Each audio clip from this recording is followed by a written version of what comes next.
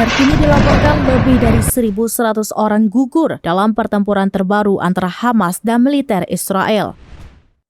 Adapun dari jumlah tersebut sebanyak 436 jiwa berasal dari warga Palestina.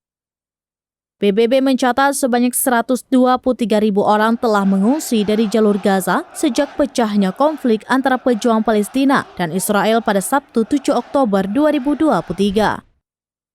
Seperti kita ketahui, serangan Israel di jalur Gaza selama 15 tahun terakhir mengakibatkan ribuan warga Palestina kehilangan nyawa. Korban jiwa termasuk wanita, anak-anak, dan orang tua.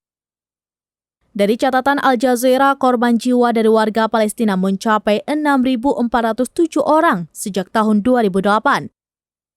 Sementara dari pihak Israel hanya sebanyak 308 orang.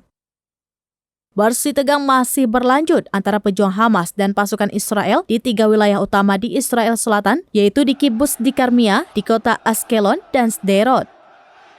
Seorang pejabat senior Hamas, Mousa Abu Marzok, mengatakan kelompoknya menyandera lebih dari 100 warga Israel di Gaza.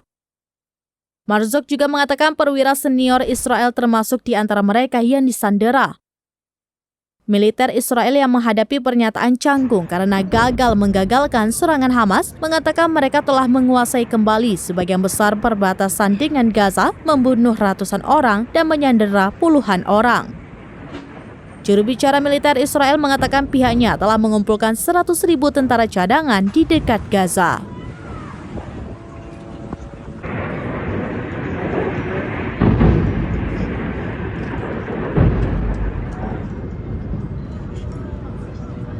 سماء مدينة بيت حانون.